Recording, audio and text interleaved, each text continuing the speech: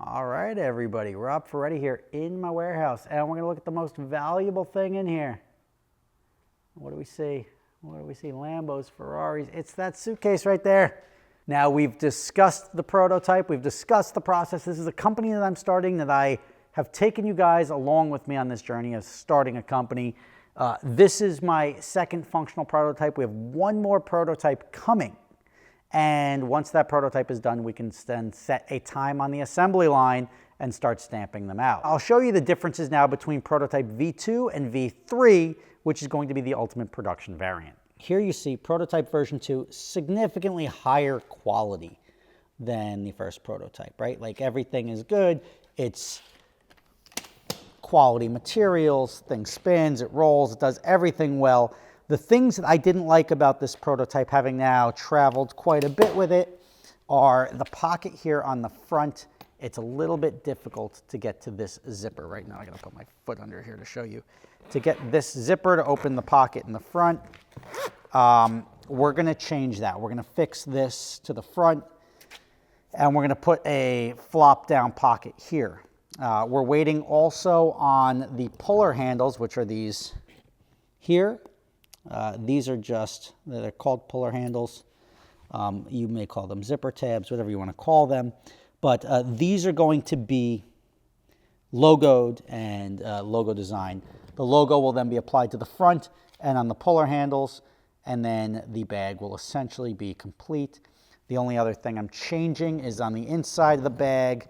We're going to try reverting back one more time from this stretchy fabric here to a loose fabric, just because I think long term, when you see I push on this, you're getting some wear and tear on the sides here. And now it's extremely well built, but I think a loose fabric, it's not providing any additional value like this. I think a loose fabric will be better for longevity. It's actually pretty crazy that we're at this point with this bag, and it took me a little bit longer than I thought, because I thought this was going to be a one-year process, thinking that I could just go make it and then reserve some time on a production line. It's probably going to be towards the June, July time frame that I actually get a production run with this, just because they're backed up and I don't get any priority over anyone else. So that gives me time to finish the other stuff I want to do with the company. This is owned technically by my production company right now. I'm going to form a new business. I'm going to get an EIN number, open a separate bank account, form an entirely new business for the company, which is FlipSide Luggage. I may be bringing on investment if I can find people that are value adds to the business. If they have a distribution network, if they're doing packing and filling and they have a facility, they can warehouse this. They solve problems for me, and they're also invested in the growth of the product. Then I will see more upside from having other people that are capable providing value than just myself. I'm not relying on my own problem solving. The problem's already been solved. I am just going to somebody who's already got the abilities to help this product blow up and get to where it's got to be quicker.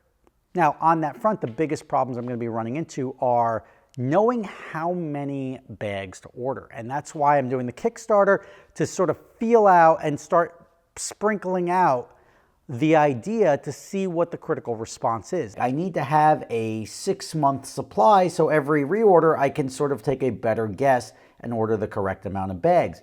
If I order a little too late and people wait 4 to 6 weeks, that I think is acceptable. But if I have people waiting 4 months or 5 months because I underordered on my first or second order, I'm going to be in big trouble, because a lot of people will probably end up canceling their bags and getting another one from a different company.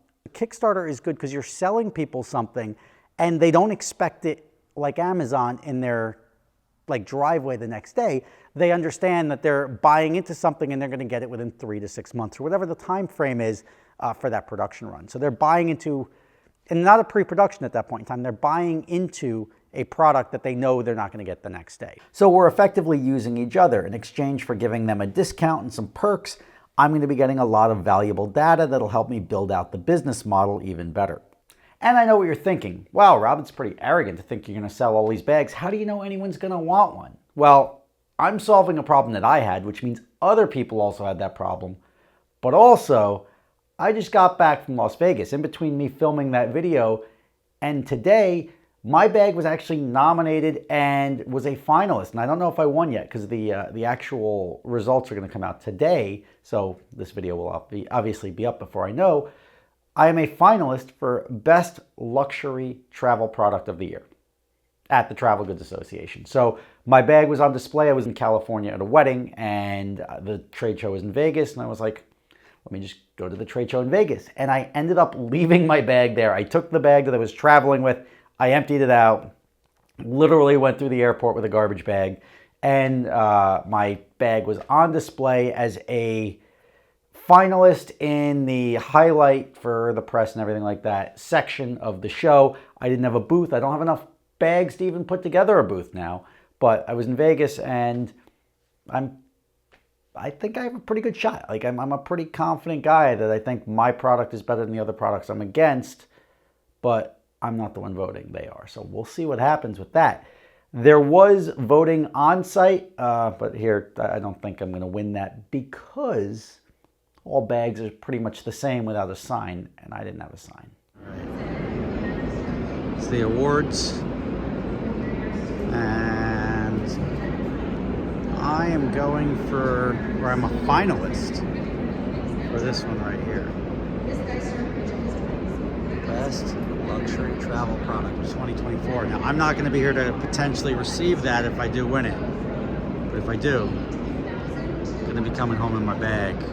It's just actually very cool to just be nominated for a travel award inside an industry show with a lot of big names, and a lot of people have been doing this for very, very, very many years. It's not even like best new product. This is just best luxury travel product.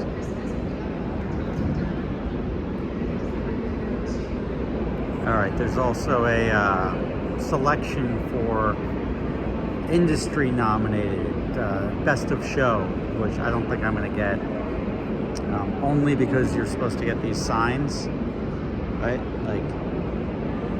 And they didn't include a sign for me, so my bag was just zipped up, so it just looked like a suitcase. So like nobody's gonna obviously vote on best in show with a zipped up suitcase that's been sitting there all day. So I put my little business cards down there,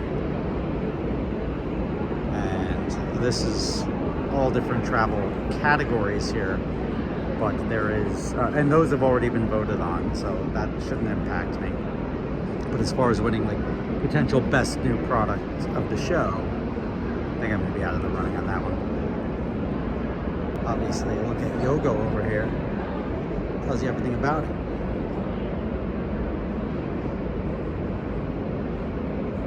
Beta Lock Carabiner. Tells you everything about it. Mine? No idea. It's just a bag with 2 zippers. Well, wish me luck. It would be a real huge victory if I ended up winning without the knowledge of what it is as people walk by it. There is your bag update right now. Setting up the company now, and then putting the bank account together and having everything run independently from my production company. That's going to be step 1. They're going to have the revised prototype to me probably within the next couple of weeks. Chinese New Year then got in the way, which was a little bit of an issue, but the timeline is slower than I was hoping, but we're getting there, and I'm really excited to take you guys along on this journey.